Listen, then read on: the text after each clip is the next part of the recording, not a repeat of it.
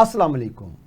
मैं योगी रियाज खोखर और आप देख रहे हैं special health and fitness with Yogi Riyaz. आज का प्रोग्राम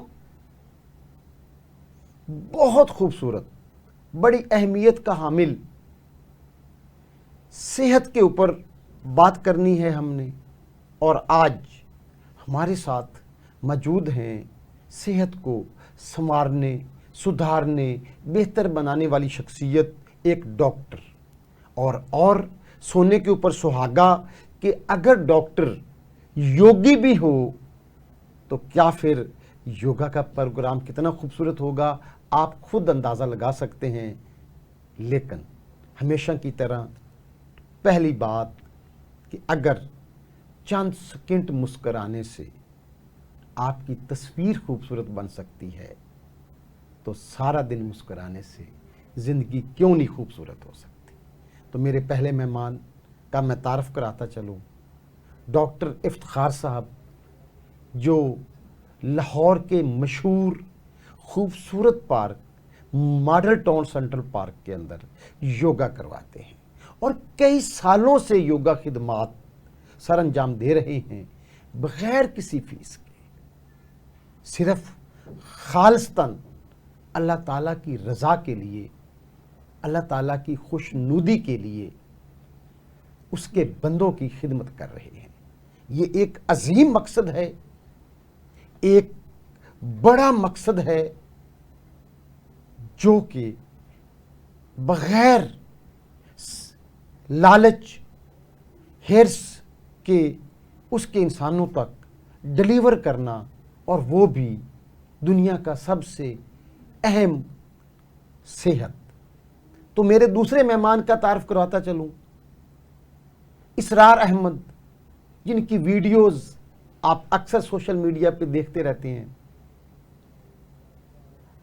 मोहब्बतें बिखेरते हैं, खुशियां बिखेरते हैं, और ये भी डॉक्टर इफ्तिखार साहब के साथ मॉडल टाउन पार्क में योगा करते हैं। अस्सलाम वालेकुम डॉक्टर साहब। वालेकुम अस्सलाम। कैसे मिजाज हैं? अल्हम्दुलिल्लाह। मैं आपको इस प्रोग्राम में खुश आमदीद कहता हूँ। बहुत शुक्रिया, जज़ाकल्लाह, thanks very much for having me here.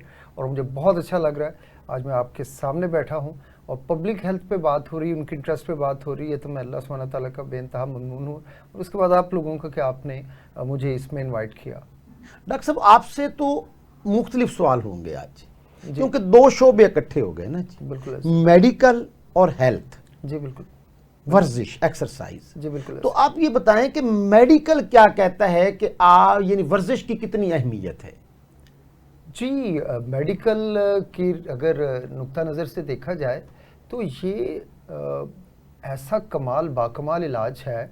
अगर आप एक्सरसाइज में चले जाते हैं, अभी रिसेंटली एक यूनाइटेड स्टेट में एक काफ़ी तवील दौरानिए की जो रिसर्च हुई है, उसके रूह से दुनिया के मुख्तलिफ कंट्रीज़, उसमें बड़े बड़े कंट्रीज़ अवेलेबल थे, और जिन कंट्रीज़ में ऐसी अल्लाह की नेमतें थी जो कि जहाँ दरिया, समंदर, पहाड़, ग्रीनरी, आबशारें, इस तरह के जितनी ज़्यादा टॉप ग्रीनरी वाली कंट्रीज़ थे, उतना उनमें स्ट्रेस लेवल डाउन था, और उतने ही उन लोगों को उनका हायर स्कोर था against heart disease, against cancer, और अगेंस्ट आपके जो जैसे मेटाबॉलिक सिंड्रोम है, against diabetes, against stress management.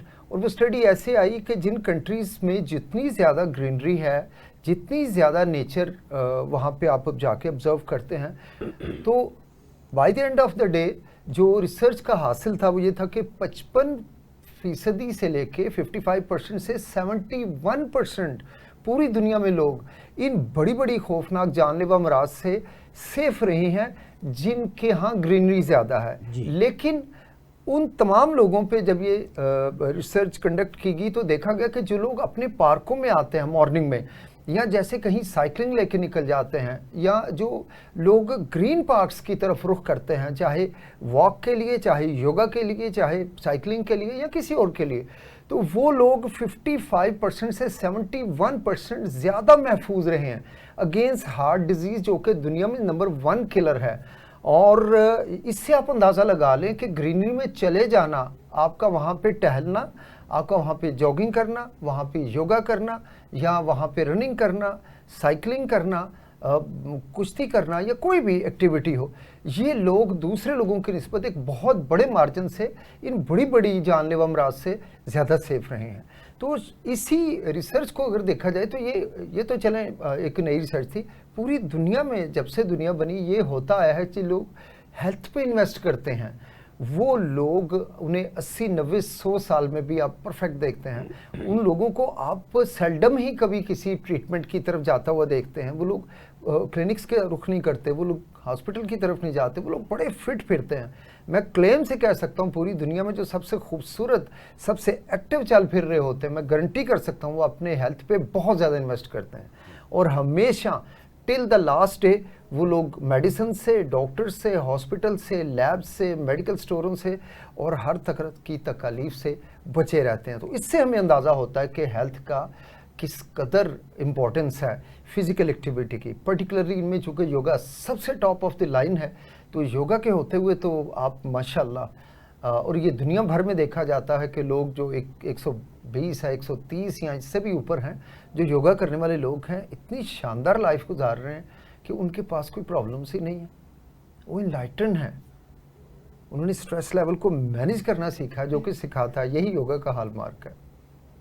Doctor साहब, बड़ी अहम बात आपने की कि नेचर से दूरी बीमारियों का सबब है। बेशक बेशक। और स्ट्रेस लेवल को मेंटेन करना, जी हाँ, ये बहुत मुश्किल काम है। ये एक ख़ास फ़न है जो कि मखसूस लोगों को अबूर हासिल है इसके ऊपर। तो क्या हम योगा के ज़रिए कैसे अपने स्ट्रेस लेवल को कंट्रोल कर सकते हैं? यानी हम अपने, हज़रत अली करमुल्लाह वजहू फरमाते हैं कि एक रियासत पे हुकूमत करने से बेहतर है इंसान अपने आप पे हुकूमत करे। बहुत बड़ी बात। तो अपनी सोच के ऊपर अपने स्ट्रेस लेवल को कैसे काबू किया जा सकता है योगा के ज़रिए? बहुत ही शानदार सवाल है, और यकीन मानिए शायद आम लोगों के लिए बहुत मुश्किल है। आप जब किसी को कहते हैं ना, अच्छा यार तुम्हारा ये लॉस हो गया, चल सब्र कर, ये कोई बहुत बड़ा वाक़या हो गया, सब्र कर, वो कहता है मैं कैसे सब्र करूं? वो बेचारा नहीं जानता कि सब्र कैसे करना। सब्र करने में जब आपने सब्र की तलकीन, जो हमारे रब्बुल आलमीन ने हमें बेइंतहा दफ़ा कुरान पाक में इसका फरमान है, नबी करीम सल्लल्लाहु अलैहि वसल्लम ने अपनी पूरी हयात तैयबा में हमें इस तरफ बहुत की गई। तो हैरानगी की बात यह है कि इसका ताल्लुक़ हमारी सांस से है। ये सांस हमें यूनिवर्स से जोड़ता है, हमारे रब्बुल आलमीन से जोड़ता है। अगर आप सांस की वर्थ को पहचान लें, ठीक है, तो आप सवाल ही पैदा नहीं होता। अब एक आदमी है जिसको सडन पता लगा कि भाई वो आज एकदम से क्रैश कर गई है मार्केट, या एक दोस्त जिसके साथ उसने इन्वेस्ट किया हुआ था वो अचानक कहीं चंपत हो गया, गायब हो गया, आपके करोड़ों रुपए का डूब गए, आपके एक क्रैश हो गया, या घर से कोई सामान उठा के ले गया, आपकी इंतहाई महबूब गाड़ी को खुदा ना खास्ता चोरी करके ले गया, एकदम दिल बैठ गया। आपने मूवीज़ में देखा हुआ, तो मैं समझता था कि ये ऐसे ड्रामेबाजी है, लेकिन हकीकतन होता है। लोग कोलैप्स कर जाते हैं, गिर जाते हैं, और कईयों की डेथ हो जाती है, इतने बड़े शौक को वो कोप नहीं कर पाते। तो जब भी ऐसा कोई मौका आए, एक चीज़ तमाम साथी समझ लें कि उन्होंने क्या करना है, आँखों को बंद करना है, इस दुनिया से लहजा भर के लिए डिस्कनेक्ट होना है, और फिर आपने अगर शहादत की उंगली और अंगूठे को मिला के आप एक लंबा सांस लें,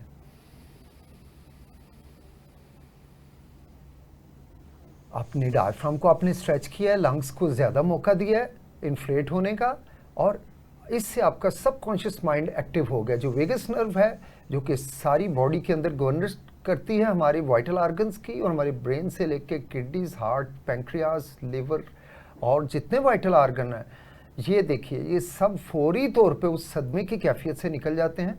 अब इसे स्लो ऑब्जर्व करते हुए एक्सेल भी कीजिए, और बहुत आस्ता आस्ता एक्सेल करना है, जल्दी नहीं करनी। आप जैसे ही एक सांस ले लेंगे, आप स्ट्रेस से काफ़ी हद तक, और जैसे जैसे आप सांस लंबा लेना शुरू करेंगे, अपने डायफ्राम को स्ट्रेच करेंगे, वैसे वैसे आपके लिए आसानी आते जाएगी। आप कहेंगे ये स्ट्रेस जिसने कि आपकी सांसें बंद कर दी हैं, ये चूंकि इससे मेडिकली क्या होता है, वेजो कंस्ट्रिक्शन हो जाती है, यानी खून की नालियां फौरी तौर पे, आपका जो कॉन्शियस माइंड है ये कॉर्टिजोल हार्मोन रिलीज करता है ऐसी परेशानी और गम की खबर के साथ। तो कॉर्टिजोल वेजो कंस्ट्रिक्शन करता है, यानी पूरी सिस्टम की खून की नालियां जो हैं स्क्वीज कर जाती हैं, सुकड़ जाती हैं। ऐसे में हार्ट को पंप ज़्यादा करना पड़ता है, ज़्यादा उसके ऊपर लोड पड़ता है, और इसी प्रेशर में जब वो कोशिश करता है एक तंग रास्ते से ब्लड को गुजारने में, तो रेजिस्टेंस आता है। वो ही रेजिस्टेंस हमारा हाई ब्लड प्रेशर है। ऐसे मौके पे ब्लड प्रेशर हाई होना शुरू हो जाता है और आपकी दिल की धड़कन बेतरतीब हो जाती है, ज़्यादा हो जाती है, सांस की रफ्तार तेज़ हो जाती है, आपके स्ट्रेस लेवल बढ़ना शुरू हो जाते हैं। CRP लेवल, सी रिएक्टिव प्रोटीन, जो कि बॉडी के अंदर आपकी स्ट्रेस लेवल को बताती है कि साइंटिफिक वे में कि आपके अंदर कितना स्ट्रेस है, तो CRP लेवल्स बढ़ने शुरू हो जाते हैं। दूसरा, इससे क्या होता है, कॉर्टिजोल जैसे बढ़ेगा वो ट्रिगर करेगा बॉडी में बहुत सारे कामों को, जैसे आपको पसीना आना शुरू हो जाएगा, इससे सांस और दिल की धड़कन बहुत ज़्यादा बढ़नी शुरू हो जाएगी।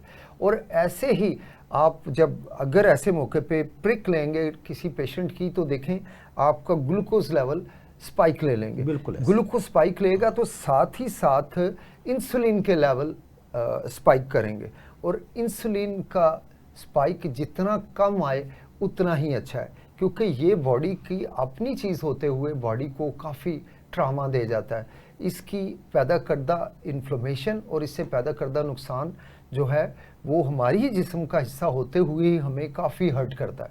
तो जैसे ही आपने देखा होगा, कभी आप किसी बंदे के सर पे चढ़ जाएं और लाओ निकालो पैसे, लगाओ, ये काम करो वो काम करो, दफ्तर से आ जाता है, पहले मेरा काम करो, वो कहता है यार वो प्लीज मुन्नू सांस लेने दो, मुझे एक दफ़ा सांस लेने दें। तो ये जो सांस है ना, वो उसको आउट ऑफ द ब्लू वो एक सारी वेजो कंस्ट्रिक्शन को दूर करता है, वेजो डायलेशन होती है, लंबे 2 से 3 सांस आपको बेहद रिलैक्स कर देते हैं।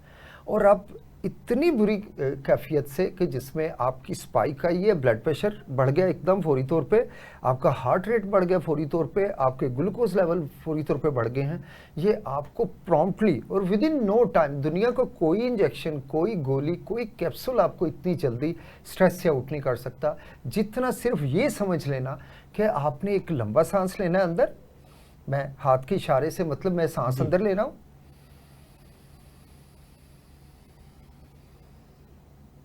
और यहाँ से धीरे से हल्का सा सांस रोकना है और हाथों के इशारे से समझिएगा कि मैं सांस को बाहर छोड़ रहा हूँ।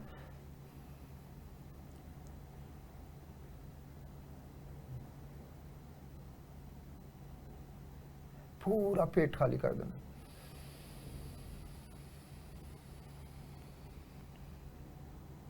पूरा स्ट्रेच करना डायफ्राम को।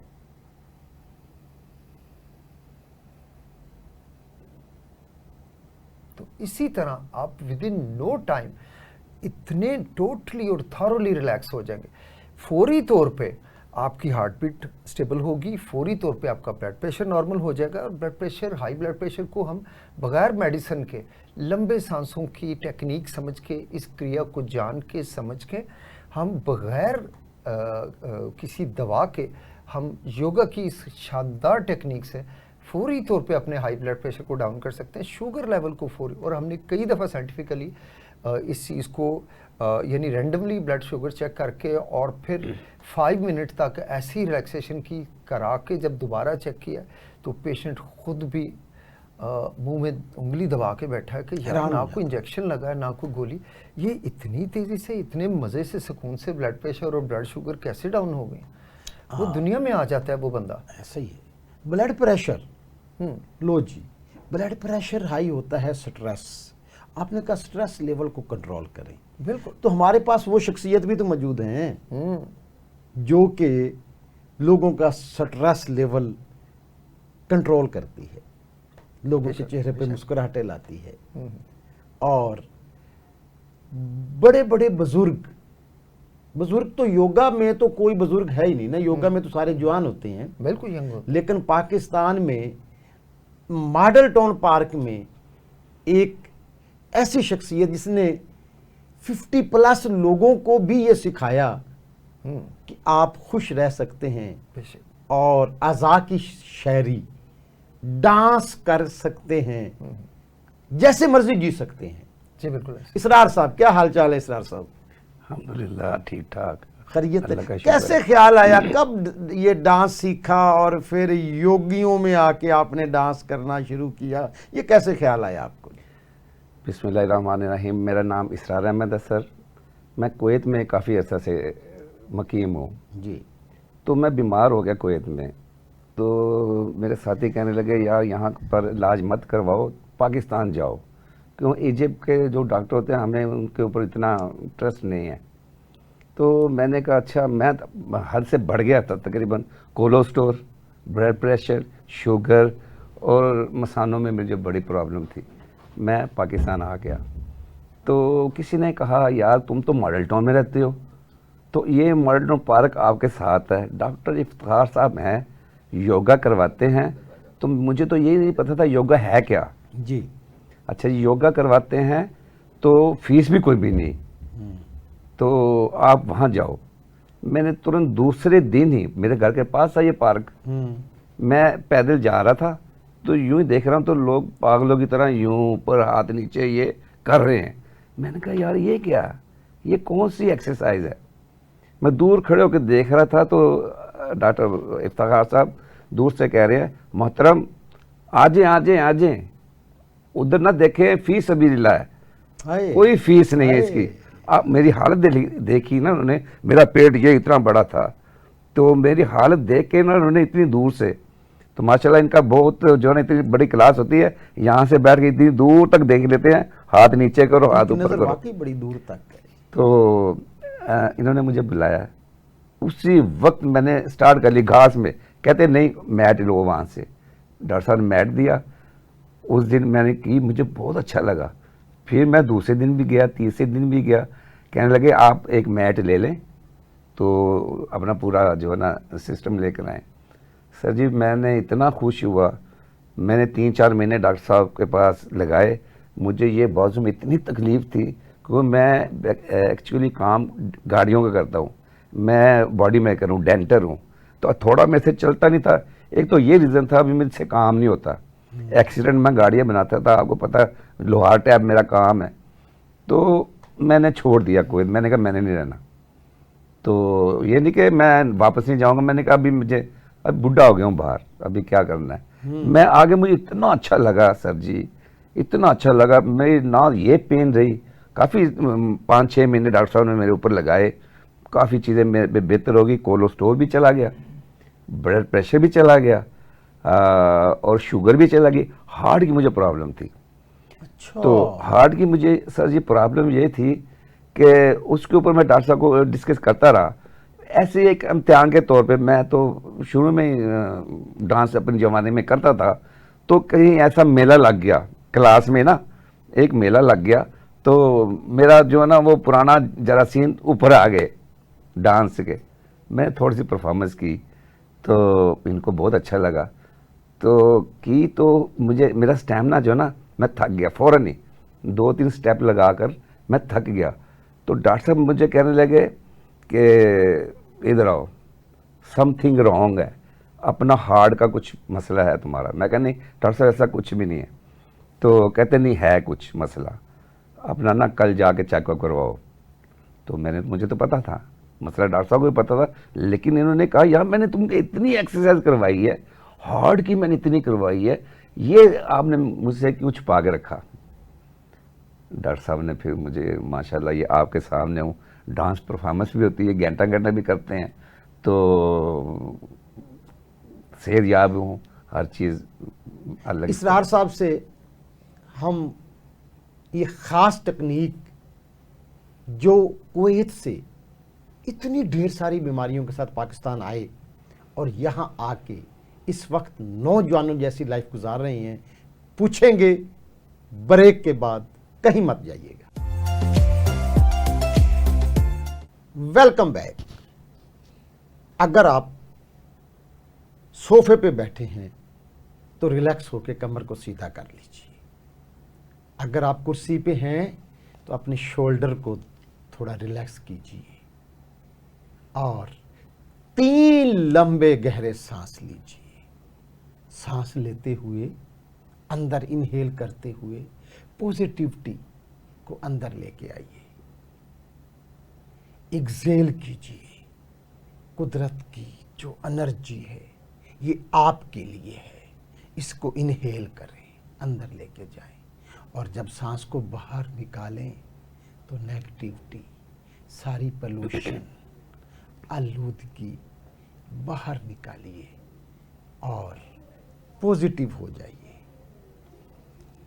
और डॉक्टर इफ्तिखार साहब से हम अगला सवाल ये पूछते हैं कि डॉक्टर साहब आप योगा में कैसे आए? एक डॉक्टर, मेडिकल का शोबा, और फिर योगा टीचर बन जाना, ये सफ़र कैसा रहा, मेडिकल से योगा वाला सफ़र, इसके बारे में बताएं। जी बहुत ही शानदार। मैं असल में मैं बताता हूँ, मैं एक दफ़ा नेशनल ज्योग्राफिक देख रहा था और उसमें मैंने देखा कि कोई 97 इयर्स के कोई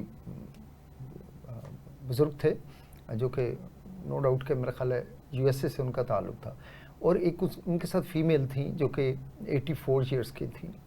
काफ़ी ज़्यादा उनकी दोनों की एजेस थी, लेकिन बड़ा मैं हैरान हुआ, वो दोनों योगी थे और उन्होंने एक ऐसी परफॉर्मेंस दी कि बिल्कुल एक बॉक्स पड़ा हुआ था इधर और एक बॉक्स इधर पड़ा हुआ था।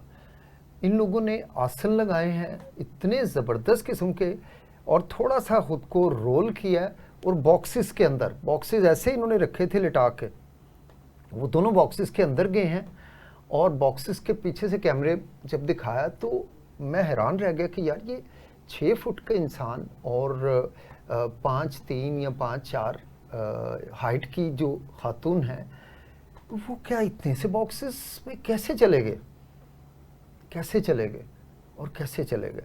जब वो बाहर आए तो ये चीज़ फर्स्ट टाइम मुझे मिली कि ये योगी हैं, और योगा से इन्होंने बॉडी को इतना फ्लेक्सिबल बना लिया है कि ये बॉक्सेस के अंदर चले गए हैं, और 2 इंसान पता ही नहीं लगा कि गए किधर है।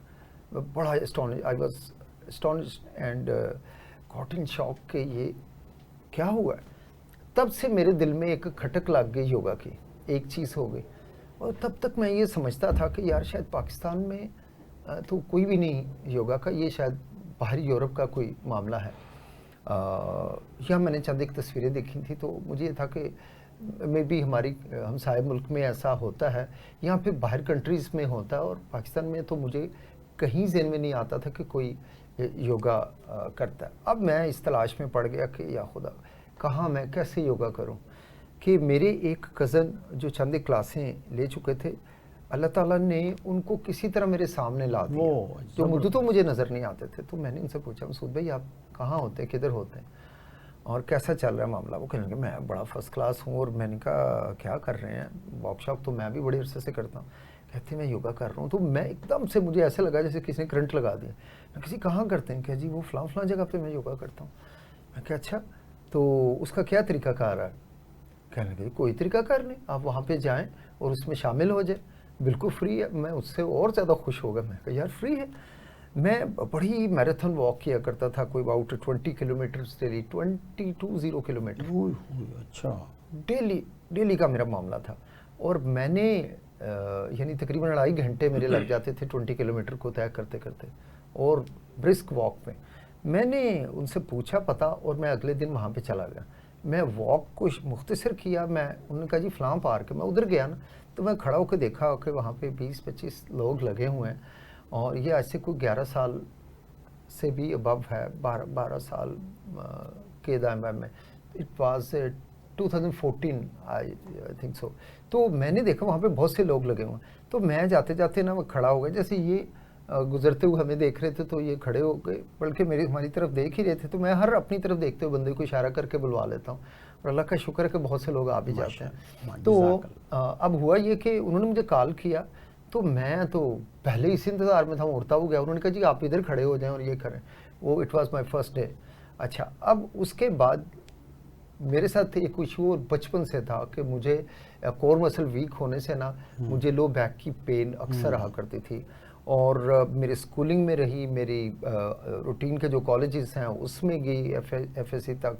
फिर उसके बाद मेडिकल कॉलेज में मैं गया, वहाँ मेरी अक्सर मुझे पेन रहा करती थी, कोर मसल वीक थे। और बॉडी में स्ट्रेंथ कम थी। हालांकि मैं बड़ा स्पोर्ट्स में एक्टिव था, क्रिकेट में, हॉकी में मैं बड़ा एक्टिव था। लेकिन मामला ये हुआ कि ये हत्ता कि मैं जब अपनी मेडिकल कर ली, मैं जॉब में गया, उस जॉब में गया, तो तब मुझे हॉस्पिटल में ही ये प्रॉब्लम रहती थी और मैं वहीं से फिजियोथेरेपिस्ट के पास जाना शुरू हुआ। हमारे एक प्रोफेसर थे ऑर्थोपेडिक्स के, उनके साथ वो मुझे रेफ़र कर देते थे कि भाई ये लो ये टैबलेट्स हैं और जाओ फिजियोथेरेपी करवाओ, और मैं फिजियोथेरेपी करवाने वहाँ पहुँच जाता था। अब उससे टेम्परेरी कुछ ना कुछ बेनिफिट होता था, तो बेल्ट लगा के मैंने अक्सर जाना मसाजिद में भी, और बेल्ट मेरा इतना ज़िंदगी की एक मजदूरी बन गई मेरे हाथ साथ कि लोगों को रिकमेंड किया जाता है कि जब आप लेट गए आराम कर रहे हैं तो बेल्ट खोल दें। मेरा प्रॉब्लम इस कदर बढ़ गया था L4, L5, L5S1 कि मुझे बेल्ट को रात को भी मैं इजी नहीं कर सकता था। अच्छा। और जैसे ही मैं इसको इजी करता था, मुझे कहीं से दिल में आता था ख्याल कि नहीं यार पेन होगी, बड़ी ज़बरदस्त होगी। तो मैं कंफर्टेबल रहता था कि जो भी मैंने खाया, इसके बावजूद मैं बेल्ट, जो कि बड़ी अगेंस्ट थी rule and regulation of health है कि आप भरे पेट के ऊपर बेल्ट को बांध दें, और मुझे काफ़ी फर्म करके बांधनी पड़ती थी चूँकि प्रोट्रूशन हुई थी जो लंबर थे मेरे उस पर सैक्रल नंबर लेवल पे, तो मैं बेल्ट को रात भी नहीं उतार सकता था। फिर मैं जब मसाजिद में जाता था ना, तो आप यकीन जाने कि ये जमात हो रही है, मैं जमात में नहीं खड़ा हो पाता था, मैं मस्जिद की किसी सीढ़ी पे बैठ जाता था और रुख अपना उस तरफ कर लेता था, और मस्जिद की सीढ़ी पे बैठ के मैं उस जमात का हिस्सा बनता था। अच्छा, अब ये मामला था और सब मुझे कहते थे क्या मसला है, क्योंकि जुम्मे वाले दिन, जुम्मे के टाइम पे वहाँ पे कोई एक आध हाल, कभी कोई कुर्सी होती थी, चेयर, वो किसी न किसी बुजुर्ग के पास होती थी और मुझे मिलती नहीं थी। मैंने फिर बाज़ार से परचेज़ की और उसके ऊपर ट्राई करना शुरू कर दी कि मैं जुम्मा पढ़ लूँ इस तरह से, लोगों के साथ शामिल होकर। लेकिन हर वक्त मेरे साथ बेल्ट रहा करती थी, फिजियोथेरेपी करानी, मेडिसिन लेनी और यही काम करना। फिर यूँ हुआ कि मामला बहुत बढ़ गया, बहुत बढ़ गया, इतना बढ़ गया कि मैं आज से कोई 12-13 साल पहले मैं बेड पे गया और फिर मैं टोटली सारी मेरी मूवमेंट्स ख़त्म हो गई। मैं बिल्कुल हार्डली, बहुत हल्का सा अपनी नेक को इधर करके देख सकता था, मुझे कोई पकड़ के बिठा नहीं सकता था, मुझे कोई पकड़ के खड़ा नहीं कर सकता था। और सर्जन्स थे वो यही कहते थे कि ये मामला बहुत ही आगे चला गया, डॉक्टर साहब आपको सर्जरी फौरी तौर पर करवानी चाहिए। मेरी फैमिली में बहुत सारे लोगों ने सर्जरी करवाई हुई थी, और जब आप डॉक्टर खुद होते हैं ना, तो आप बहुत सी मीन मेख निकालते हैं। डॉक्टर्स खुद कहते हैं कि डॉक्टर का इलाज करना बहुत मुश्किल है, क्योंकि वो बड़े मंतक से कहता है अच्छा आपने ये क्यों किया, वो दूसरे प्रोफेसर से पूछता है, डॉक्टर से पूछता है कि ये मूव आपने लिया तो क्यों लिया। एक आम आदमी पढ़ा लिखा वो इतने आर्गूमेंट नहीं करता जितना एक डॉक्टर इलाज कराते हुए आर्गूमेंट करता। तो मैं इसी आर्गूमेंट में था कि क्यों सर्जरी। मैंने बहुत से अपने कज़न्स को, अपने साथियों को देखा, सर्जरियां हुई हैं और कोई फल नहीं उनको मिला सिवाय टेम्परेरी। तो मैं इस बात पे अड़ गया था कि सर्जरी मैंने नहीं करानी। हालांकि मेरे दिल में कहीं होता था कि कोई आए और मुझे बेशक एनेस्थीसिया भी ना दे कट लगाए और मेरी डिस्क जो इतनी थी, हाँ प्रोट्रूशन हुई है, उन डिस्कों को उठा के कोई उधर फेंके और मेरी जान सुकून आए। तो ये होता नहीं था। मैं 2-3 मिनट के बाद ना कराते कराते कहता था अल्लाह वास्ते कोई मुझे थोड़ा सा इधर कर दे और कोई इधर कर दे। मैं इतना बेड रिडन, इतना बेबस माजूर था, टोटली डिसेबल। तो मामलात सारे इतने उल्ट हो गए कि मेरा क्लिनिक जो था वो भी बंद हो गया, मेरे पास सोर्स इनकम का कोई नहीं था और हालात बहुत ही महदूश हो गए। फिर भी मैं डटा हुआ था। एक तो मुझे था कि सर्जरी मैं इतने लंबी चौड़ी कैसे करवाऊँ, दूसरा ये था कि सर्जरी मैंने करवानी नहीं है। फिर कई लोग आते थे पता लेने, उनमें डॉक्टर्स भी थे। किसी ने मुझे मशवरा दिया कि यार फ़लाँ एक बंदा है, वो ऐसे मरीज़ों का इलाज करता है और मैं उसको पूछता हूँ। वो इत्तेफाक से, वो अल्लाह उनको हयाती दे, वो उनको पकड़ के मेरी तरफ ले आए घर पे। उन्होंने कहा जी ये कब से मसला है, हिस्ट्री खैर ली। कहने लगे यार बदकिस्मती की बात यह है कि मैं कुछ दिनों से इधर था, अगर मैं पहले मुझे पता लगता तो आपके लिए बड़ा आसान था, लेकिन ये मेरा आज पाकिस्तान में आखिरी दिन है, तो मुझे बाहर होते थे वो। तो उन्होंने कहा जी कि मैं चले कुछ ना कुछ आपको बता जाता हूँ। और वो इत्तेफाक से योगी भी थे। उन्होंने मुझे कहा कुछ ना कुछ बता जाता हूँ, आपने बस इन चीज़ों को वो आपने ज़हन में रखना है। कोई 5 से 6 स्पाइन की एक्सरसाइजेस उन्होंने थोड़ी मेरे साथ मिलके की, मेरी दुनिया अंधेर हो गई हुई थी बिल्कुल। एक टाइम पे मैं 17 गोलियां खाता था और मैंने ट्रे एक इंजेक्शन की पूरी साथ रखी होते थे, खुद ही मैं इंजेक्शन तोड़ता था क्योंकि घर में कोई लगा नहीं सकता था। वालिद साहब भला जन्नत दे बहुत ही बुजुर्ग हो चुके थे, वो लगा नहीं सकते थे। वाइफ मेरी डरती थी, वो लगा नहीं सकती थी, और किसने मुझे लगाना है। मैंने ऐसे लेटे लेटे ट्रे में पकड़ना और एक बड़ी छुरी लेके उसको तोड़ना, सिरिंज खोलनी और उसको खुद भरना, खुद ही इंजेक्शन हाँ, लगाना, और अपने खुद हल्का सा ऐसे करके इसको इंजेक्ट कर लेना। इंटरमस्कुलर लगाना। हाँ, वो इंट्राग्लूटियल यानी हिप में मैं लगाया करता था। अब उससे कुछ मेरा टाइम शायद ज़्यादा साइकोलॉजिकल, क्योंकि पेन किलर्स ये ऐसी खौफनाक पेन है कि इसमें आपके जो एनसेड्स हैं, जो पूरा ग्रुप जो आपके पेन किलर का है, वो कोई काम नहीं करता। हाँ, जो ओपिएट्स हैं जो सेंट्रली एक्टिंग है, ब्रेन पे इफेक्ट करते हैं, जैसे मॉर्फिन टाइप, हीरोइन टाइप, बड़े पोटेंट इंजेक्शन होते हैं, और वो इंजेक्शन जो है उनके साइड इफेक्ट भी काफ़ी होते हैं, लेकिन उनको सिर्फ उस वक्त लगाया जाता है जब कोई बड़ी एक्सटेंसिव लेवल पे कोई बर्न है जिसमें इंटॉलरेबल पेन होती है, या खुदा ना कैंसर का कोई पेशेंट है, टर्मिनल स्टेज का कोई पेशेंट है, बड़े मैसिव या ट्रामा जिसको हुआ है, बहुत बोन्स टूट गई हैं, और ऐसे लोगों को टेम्परेरी लगाया जाता है। तो मैं वहाँ तक पहुँच गया, हालांकि मुझे पता है इससे रेस्पिरेटरी डिप्रेशन के भी काफ़ी चांसेस होते हैं, लेकिन मैं वहाँ तक चला गया। मुझे होता था कि यार एक गुना बेखुदी मुझे दिन रात चाहिए, कोई गालिब वाली बात कि मुझे एक सेकंड के लिए कोई मुझे सुला दे, कोई मुझे बेहोश कर दे, तो मुझे थोड़ा सा सुकून मिले। तो वो कोई दवा काम नहीं करती थी, बिल्कुल नहीं करती थी। और मैंने बताया ना कि मुझे को उठा के ये साथ वॉशरूम नहीं ले जा सकता था, ना मेरे पास बैठने का कोई मामला था, ना मेरे पास लेटने का था, ना, मतलब ज़िंदगी एक ऐसा कर्बनाक और खौफनाक लेवल पे आ गई थी कि मैं बता नहीं सकता। और एक प्रोफेसर आर्थोपेडिक के थे, उन्होंने आके मुझे ये कहा कि भाई ठीक है, जाओ, पूरा धड़ तुम्हारा रह जाएगा, तुम्हें इतना ही अल्लाह पे यकीन है, चलो शायद अल्लाह को कर दे। मुझे उनकी बात आज भी बुरी लगती है कि उन्होंने बड़ी गुमराह कुन बात की कि नौजुबिल्लाह अल्लाह की रहमत को, जैसे वो उसको भी अपने गुस्से में वो एक तरफ कर गए कि आप भांति नहीं मानते, क्यों नहीं तैयार होते आप सर्जरी के लिए, गुस्से में भी डांट के गए, लेकिन वो चले गए। फिर भी मैं इसी चीज़ पे था। आपने फिर योगा शुरू कर दिया।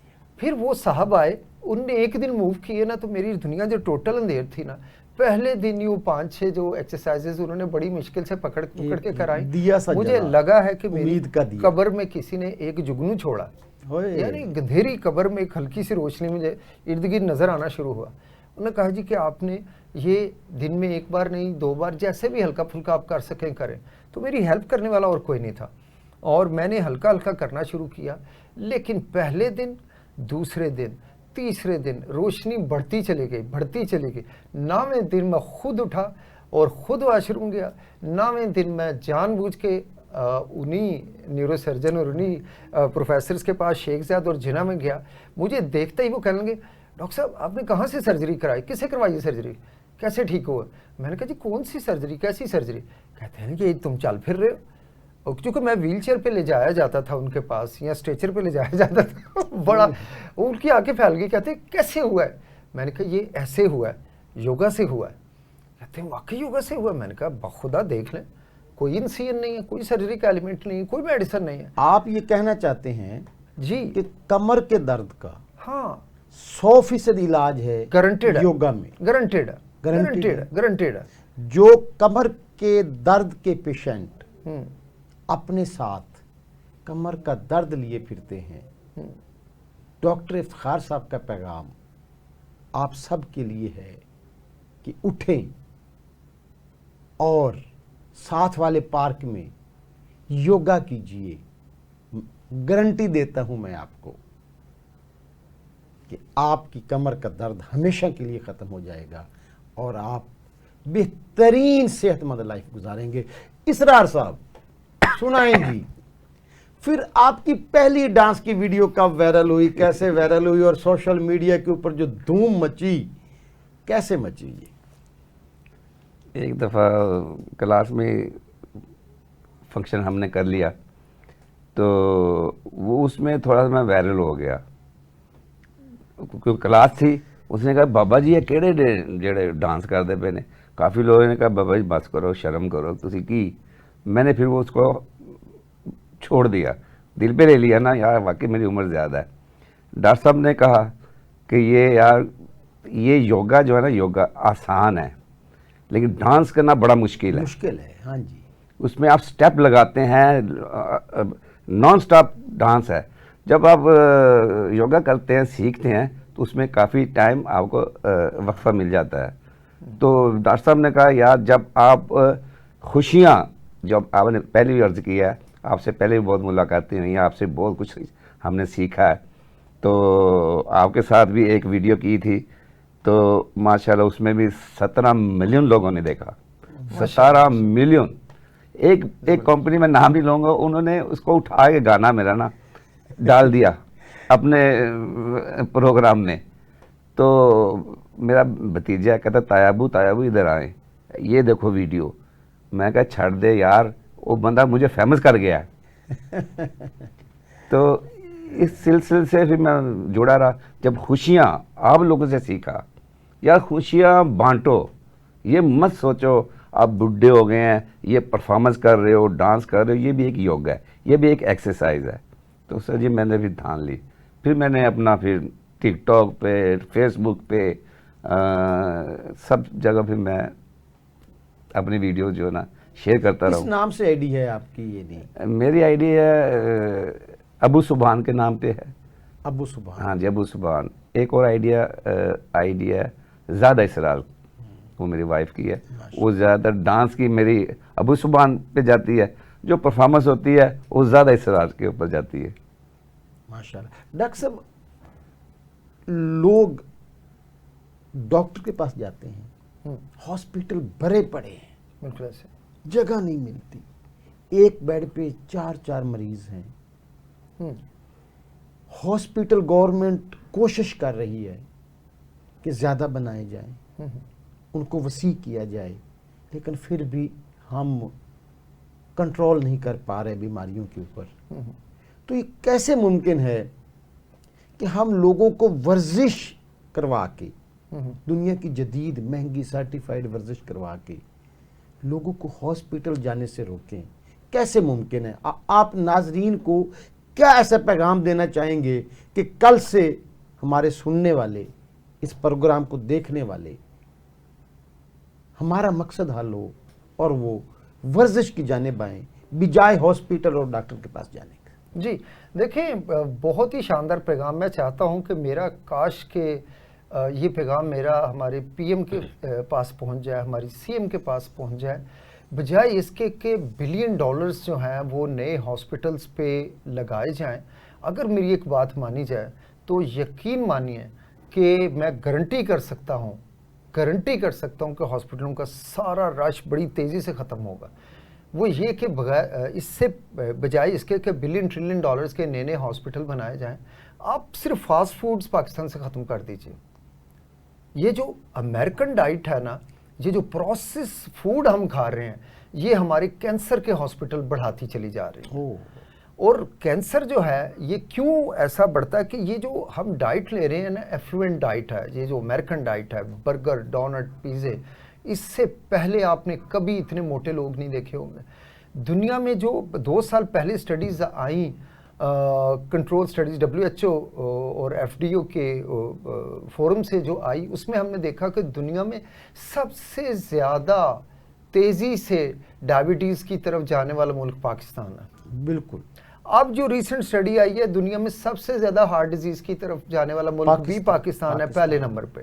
तो ये सब क्यों है? गली मोहल्ले में शवारमे, बर्गर, पिज़्ज़े, डोनट, ये फास्ट फूड, और ये वो कहते हैं ना, जो दिखता है वो बिकता है।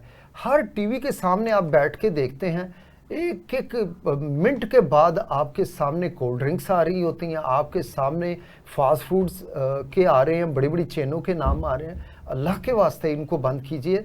आपको billion trillion dollars health sector पे नहीं लगाना पड़ेगा। ये मैं क्लेम करता हूँ, मैं दावा करता हूँ कि उस तरफ से मुंह मोड़ लीजिए, फैसिलिटेट कीजिए देसी खानों को। बेशक गली मोहल्ले में और भी खुल जाएं, कभी इनसे नुकसान नहीं होगा। लेकिन ये जो हम दौड़ते हुए जा रहे हैं, 20-20, 25-25, 30-30 हज़ार के खाने एक एक फैमिली खा के उठाती है।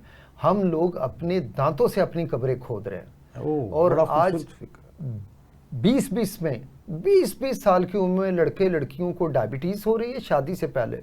मेरे क्लिनिक में काफ़ी लोग मेरे पास आते हैं और आप भी सुनते देखते हैं कि यार अभी शादी हुई है और ये डायबिटिक है, बंदा डायबिटिक है या वाइफ डायबिटिक है, उसकी इंसुलिन लग रही है। ये क्या मसले हैं? छोटे छोटे बच्चे स्कूल जा रहे हैं, इंसुलिन डिपेंडेंट हो गए, ऐसे ठीक है, ही, चूंकि उनको जुवेनाइल बड़ी डायबिटीज तेजी के साथ। सामने आ रही है, ठीक है। और जुवेनाइल डायबिटीज टाइप 1 डायबिटीज है, इसमें आपको टैबलेट्स फायदे नहीं देती, आपको सीधा स्ट्रेट अवे इंसुलिन पे जाना पड़ता है, एक पेनफुल काम करना पड़ता है और एक डेंजरस काम करना पड़ता है। आप इस सारी सिचुएशन को बहुत इजीली अवॉइड कर सकते हैं। ये अल्लाह के वास्ते जो घर घर फूड वाले लेके पहुंचे होते हैं ना, आजकल आप किसी भी गली में निकल जाए, दिन हो, रात को 2-2 बजे तक हम देखते हैं कि ये बड़े बड़े डब्बे लटकाए फास्ट फूडों वाले लोगों के घरों में पहुंचते हैं। ये हम अपनी दांतों से अपनी कब्रें खोद रहे हैं, यकीन माने। और फिर हम जुल्म ये करते हैं, अल्लाह माफ़ी दे, नौज़ बिल्ला, कि अल्लाह वो बीमारी आई। अल्लाह की तरफ से कभी बीमारी नहीं आती, अल्लाह की तरफ से शिफा आती। बीमारी हमारी अपनी पैदा की। इससे आप इस कौम को क्या पैगाम देना चाहेंगे कि वो अपनी फूड सेट करके तो किस जानिब आए? पार्क, वर्जिश? देखिए, सबसे पहले क्यों लोग पार्क में नहीं आ पा रहे? इसलिए कि लोग 2-2, 3-3 बजे तक देखते हैं सोशल मीडिया। लोग नेटफ्लिक्स पे बैठे होते हैं, लोग देख रहे होते हैं कि आज क्रिकेट का मैच है और वो 1:30, 2-2, 2:30, 3-3 बजे तक चलता है। इससे क्या खौफनाक खुदकुशी क्या हो रही है? हम लोग इतनी आसानी से रात को 2-2, 3-3 बजे तक, मैं ये जब लिबर्टी चौक के पास से गुजरता हूँ, देखो फैमिलियाँ, मोटरसाइकिलें, गाड़ियाँ खड़ी हैं और बैठे हुए हैं, पूरी पूरी फैमिलियाँ बैठी हुई हैं। क्यों बैठे हुए हैं भाई? रात के 11-12 अगर मैं कभी वहाँ से गुजरूं तो मुझे पेन होती है यहाँ पे, मेरा दिल करता है कि इन लोगों पे लाठी चार्ज किया जाए, इनको मार के यहाँ से भगाया जाए, कि खुदा के लिए जाके सो। मेरे नबी सल्लल्लाहु अलैहि वसल्लम का फरमान मुबारक है, जब अंधेरा छा जाए तो चिराग गुल कर दो। जल्दी सोएं। जी नाजरीन, डॉक्टर इफ्तिखार साहब की खूबसूरत बातें, इंशाल्लाह हम अगले प्रोग्राम में भी डॉक्टर साहब यहाँ आते रहेंगे और इनके नॉलेज से हम मुस्तफीद होते रहेंगे। एक योगा का मैट एक हॉस्पिटल में बेड कम करता है और सुबह जो मॉर्निंग में एक योगा क्लब बन जाता है वो एक हॉस्पिटल की ज़रूरत को कम करता है। खूबसूरत। तो उठें और जीना शुरू कीजिए, अपने लिए वर्जिश कीजिए, बाग में आइए और बीमारियों से जान छुड़ाइए। मिलते हैं अगले प्रोग्राम में। अल्लाह हाफ़िज़।